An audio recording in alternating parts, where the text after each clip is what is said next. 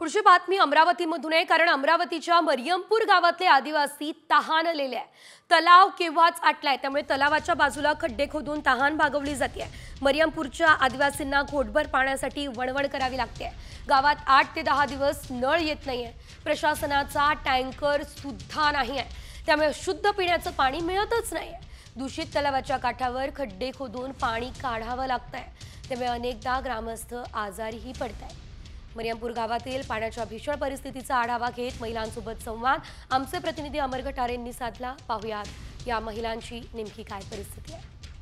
अमरावती जिल्ह्यामध्ये उष्णतेचा पारा जो आहे तो 44 डिग्रीच्या पार गेला असताना जिल्ह्यातील 776 गावामध्ये पाणी टंचाईच्या झळा ज्या आहेत त्या नागरिकांना सोसावं लागतं। सध्या मी मेळघाटमध्ये आहे आणि या मेळघाटमध्ये बघितलं तर घोटघर पाण्यासाठी या ठिकाणी आदिवासी बांधवांना जे आहे जो संघर्ष करावा लागत आहे। आपण या ठिकाणी बघू शकतो की हा जो तलाव आहे, तलावाच्या बाजूलाच एक छोटासा खड्डा खोदलेला आहे आणि त्या खड्ड्यातून जे आहे ते जे झिरपणारं पाणी आहे, ते झिरपणारं पाणी जे आहे ते पिण्यासाठी जे आदिवासी बांधव आहे ते आता भरत आहे। आणि साधारणतः 1 किलोमीटरवर हा तलाव आहे आणि 1 किलोमीटरवरून ह्या संपूर्ण पायपीट करून जे आहे संपूर्ण आदिवासी बांधव आपल्या पिण्याच्या पाण्याची व्यवस्था करत आहे। मात्र अजूनही ज्या शासनाच्या पाणी पुरवठ्याच्या योजना आहेत त्या पूर्णपणे ठप्प पडल्या आहे का असा प्रश्न आता या ठिकाणी उपस्थित होतो। एकूण बघितलं तर ही जे साईडला जो तलाव आहे, हा तलाव आहे, त्या तलावामध्ये संपूर्ण पाणी जे आहे हे गढूळ आहे आणि या गढूळ पाण्याचा जो है पिण्याच्या पाण्याचा वापर या ठिकानी आदिवासी बांधव करत है। अभी नहीं आ रहा, 3-4 धूपकाले का ये 4 महीना हमको बहुत भारी जाता और टैंकर गिंकर कुछ चालू नहीं है यहाँ पे। गई साल तक भी था, इस साल नहीं है।